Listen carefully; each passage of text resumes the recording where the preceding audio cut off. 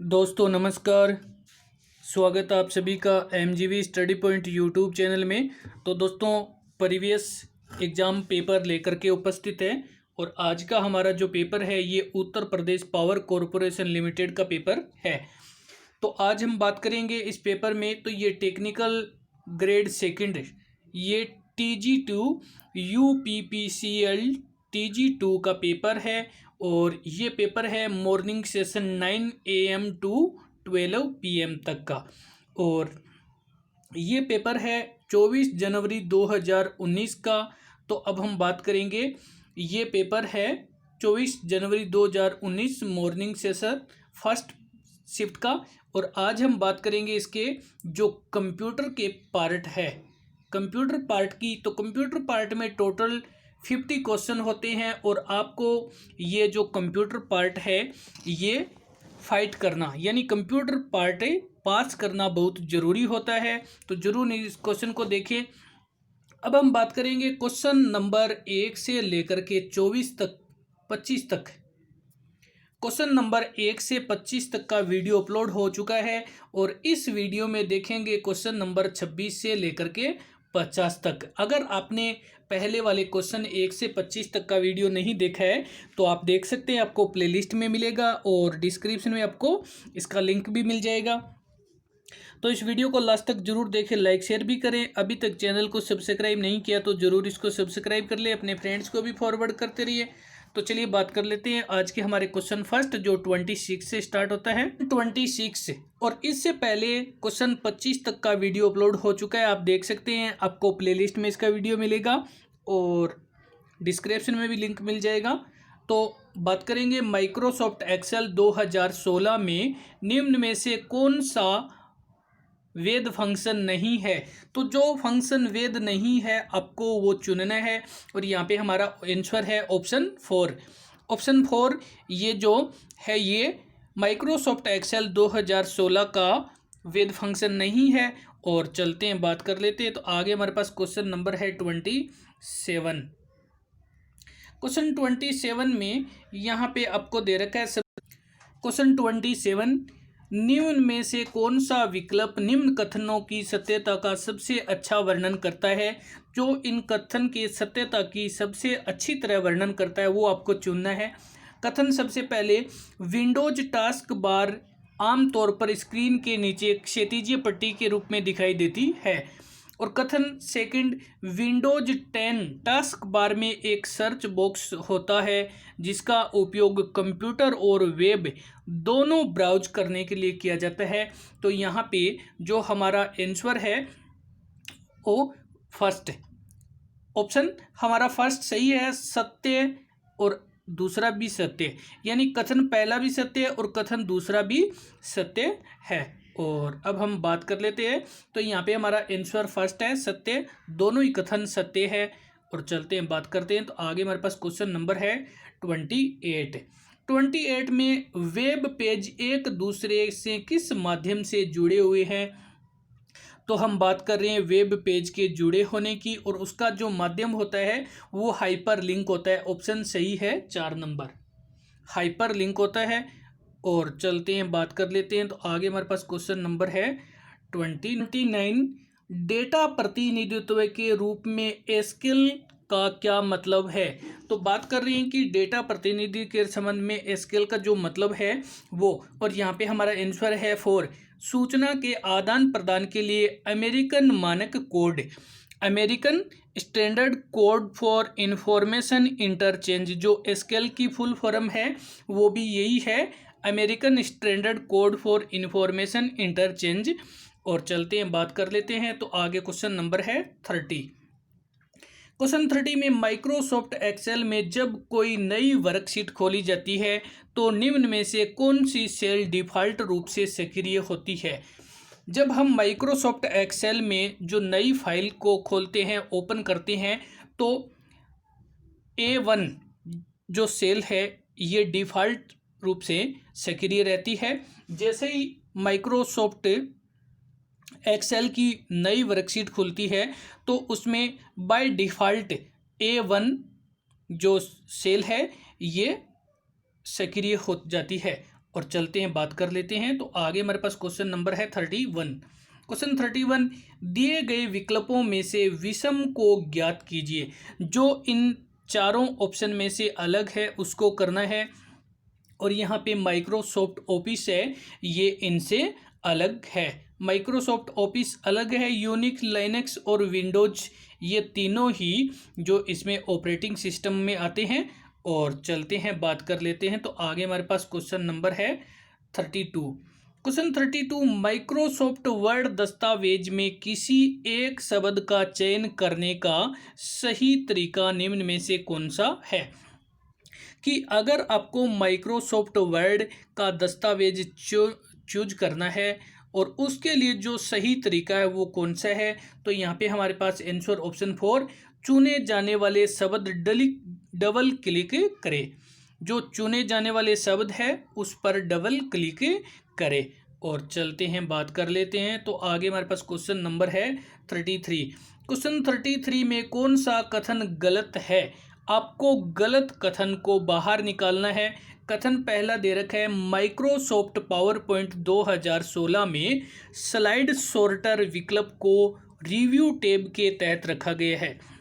जो Microsoft power point 2016 है उसमें स्लाइड सॉर्टर होता है, उसको रिव्यू टैब के अंतर्गत रखा गया है।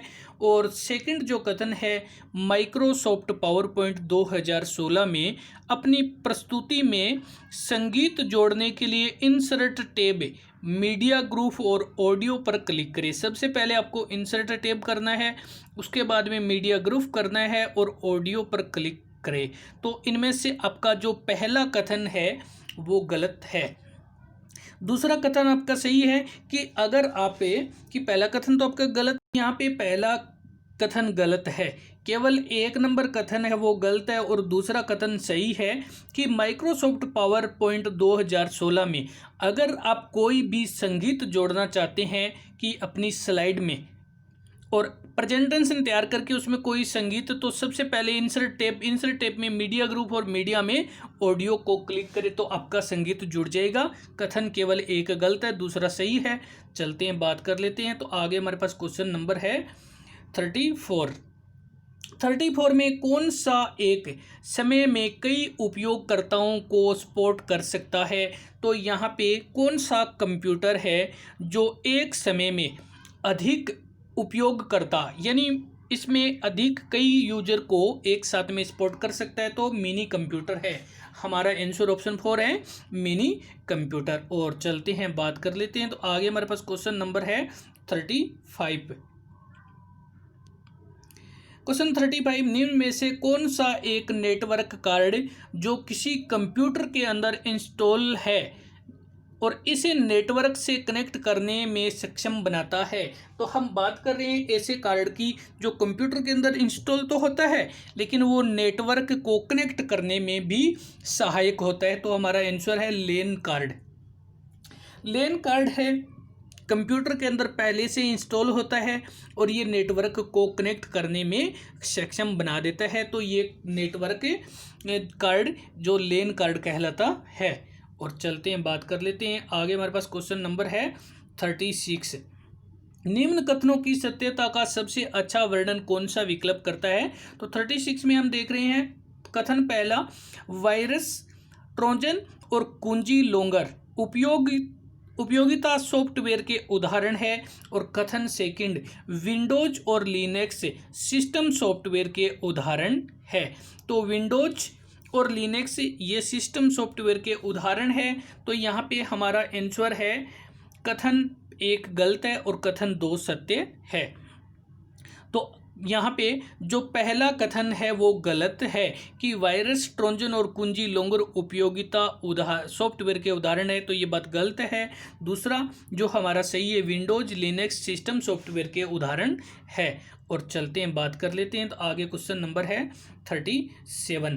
क्वेश्चन 37 में निम्न में से क्या कंप्यूटर नेटवर्क का लाभ नहीं है। तो आपको ऑप्शन दे रखे 1 2 3 4 और इनमें से जो कंप्यूटर नेटवर्क का लाभ नहीं है वो है सुरक्षा खतरे। सुरक्षा खतरे, ये कंप्यूटर नेटवर्क का कोई भी लाभ नहीं है। संसाधन की शेयरिंग है, लागत प्रभावशीलता है, संचार, ये सभी कंप्यूटर नेटवर्क की उपयोगिता या लाभ है। और चलते हैं बात कर लेते हैं। तो आगे क्वेश्चन नंबर है 38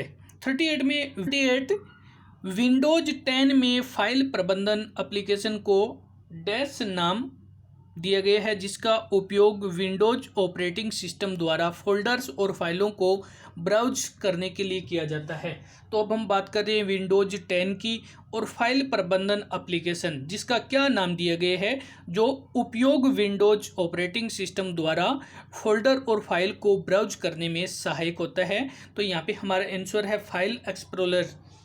फाइल एक्सप्लोरर है, ये विंडोज 10 का फाइल प्रबंधन एप्लीकेशन है। और चलते हैं बात कर लेते हैं। तो आगे हमारे पास नेक्स्ट क्वेश्चन है 39 में माइक्रोसॉफ्ट एक्सेल फंक्शन काउंट की निम्न में से कौन सी सही व्याख्या है। तो यहाँ पे हम बात कर रहे हैं कि जो माइक्रोसॉफ्ट एक्सेल फंक्शन काउंटर है, इसकी जो सही व्याख्या है वो कौन सी है, और ऑप्शन नंबर 4 सही है। यह एक रेंज सेल की संख्या को गिनता है जो खाली नहीं है, यानी जो रेंज सेल होती है उसकी संख्या को काउंट करता है, लेकिन वो जो खाली नहीं है उनको काउंट करता है। और चलते हैं बात कर लेते हैं। तो आगे हमारे पास क्वेश्चन नंबर है 40। क्वेश्चन 40 माइक्रोसॉफ्ट वर्ड 2016 में पैराग्राफ कमांड समूह का उपयोग करके कौन सा कार्य किया जा सकता है। तो यहाँ पे आपको कार्य दे रखे हैं ऑप्शन 1, 2, 3 और 4 में। ऑप्शन 1, 2, 3, 4 में जो कार्य दिए गए उनमें से कौन सा कार्य किया जा सकता है माइक्रोसॉफ्ट वर्ड 2016 के पैराग्राफ कमांड समूह से। और यहाँ पे हमारा आंसर सेकंड है, फ़ॉन्ट और प्रभाव सेटिंग कर सकते हैं। फ़ॉन्ट और प्रभाव सेटिंग कर सकते हैं पैराग्राफ कमांड समूह का उपयोग करके। और चलते हैं बात करते हैं। तो आगे क्वेश्चन नंबर है 41। क्वेश्चन 41 मोहन अपने जन्मदिन की पार्टी के लिए लोगों को आमंत्रित करने के लिए एक निमंत्रण पत्र तैयार करना चाहता है, और निमंत्रण पत्र तैयार करने के लिए मोहन निम्न में से कौन सा एप्लीकेशन सॉफ्टवेयर सबसे उपयुक्त होगा। कि अब बात कर रहे हैं कि मोहन को एक एप्लीकेशन राइट करनी है और उसको जो इनविटेशन लेटर तैयार करना है, तो उस लेटर में वो किस सॉफ्टवेयर का उपयोग करें। तो यहाँ पे हमारा आंसर है माइक्रोसॉफ्ट वर्ड। माइक्रोसॉफ्ट वर्ड में हम विभिन्न प्रकार के टेक्स्ट को टाइप कर सकते हैं। तो इसमें हमें क्या करना होता है कि जो माइक्रोसॉफ्ट पावर वर्ड है, इसमें हमें टेक्स्ट तैयार करके लेटर राइट कर सकते हैं। और चलते हैं बात करते हैं आगे। हमारे पास क्वेश्चन नंबर है 42। क्वेश्चन 42 माइक्रोसॉफ्ट वर्ड दस्तावेजों में पैराग्राफ के चिन्ह देखने के लिए किस बटन का क्लिक करेंगे। अगर माइक्रोसॉफ्ट वर्ड जो दस्तावेज है उसमें पैराग्राफ के चिन्ह देखने के लिए आप कौन से, तो यहाँ पे शो या हाइड पे, शो या हाइड बटन पे, शो से वो प्रदर्शित हो जाएगा और हाइड से वो छुप जाएगा। और चलते हैं बात कर लेते हैं। तो आगे हमारे पास क्वेश्चन नंबर है 43। क्वेश्चन 43 दिए गए विकल्पों में से विषम ज्ञात करें। आपको जो ऑप्शन दे रखे हैं 1, 2, 3, 4, और इनमें से जो विकल्प विषम है, इन तीनों से जो अलग है वो है यहाँ पे हमारा बिग। ऑप्शन 3 बिग है, ये विषम है इनसे। और चलते हैं बात कर लेते हैं। तो आगे हमारे पास क्वेश्चन नंबर है 44। क्वेश्चन 44 में निम्न में से किसे बेंच ऑपरेटिंग सिस्टम को समर्पित नहीं किया जा सकता है। तो आपको जो ऑप्शन दे रखे हैं, इन ऑप्शन में से जिसको बेंच ऑपरेटिंग सिस्टम को समर्पित नहीं किया जा सकता है वो है हमारा ऑप्शन सेकंड, कम टर्न आउट समय। जो कम टर्न आउट समय होता है वो उसको समर्पित नहीं किया जा सकता है बेंच ऑपरेटिंग सिस्टम को। और चलते हैं बात कर लेते हैं। तो क्वेश्चन नंबर है 45। नेक्स्ट 45 में निम्न में से किस श्रेणी की फाइलें आमतौर पर ईमेल अटैचमेंट के रूप में भेजने की स्वीकृति नहीं है।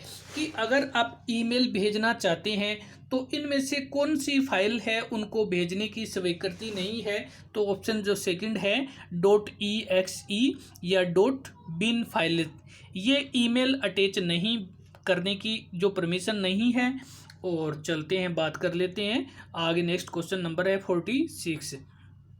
क्वेश्चन 46 में एसक्यूएल 7 एक 7 बिट कोड है और ये विशिष्ट रूप से अधिकतम कितने वर्णों को निरूपित कर सकता है। तो यहाँ एसक्यूएल 7 है, ये 7 बिट का कोड होता है और ये 128 जो कि वर्णों को निरूपित कर सकता है। जो एसक्यूएल 7 है 128 अधिकतम वर्णों को निरूपित कर सकता है।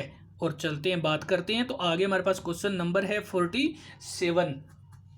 क्वेश्चन 47 में निम्न में से कौन सा एक GUI आधारित ऑपरेटिंग सिस्टम है।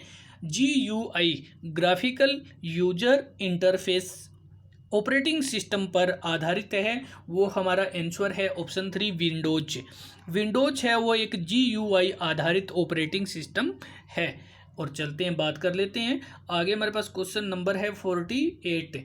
48 में माइक्रोसॉफ्ट वर्ड दस्तावेज के सभी अक्षरों को अपर केस के अक्षरों में बदलने के लिए निम्न में से किसका उपयोग किया जा सकता है।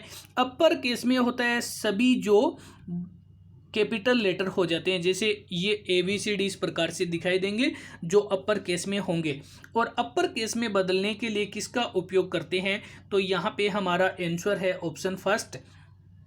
Ctrl+A दबाए और फॉन्ट मेन्यू में से चेंज केस सूची से अपर केस विकल्प चुने। सबसे पहले आपको क्या करना है कि Ctrl+A को दबाना है और फॉन्ट मेन्यू में से जो चेंज केस है उस सूची में से अपर केस विकल्प चुनना है। और चलते हैं, बात कर लेते हैं। तो आगे हमारे पास क्वेश्चन नंबर है 49। क्वेश्चन 49 में माइक्रोसॉफ्ट एक्सेल में फॉर्मूला बार में बाईं ओर प्रदर्शित जो ये अंडरवुड का चिन्ह होता है डैश के बटन को दर्शाता है। कि माइक्रोसॉफ्ट एक्सेल में जो फॉर्मूले बार में बाईं तरफ से प्रदर्शित जो अंडरवुड का चिन्ह होता है ये किसको दर्शाता है, तो ये है एंटर, यानी दर्ज को दर्शाता है। दर्ज या एंटर को दर्शाता है। और चलते हैं, बात कर लेते हैं। तो नेक्स्ट क्वेश्चन हमारे पास है 15 नंबर, जो इस वीडियो का लास्ट क्वेश्चन है। इससे पहले वीडियो में क्वेश्चन 25 तक अपलोड हो चुके हैं, तो आप देख सकते हैं।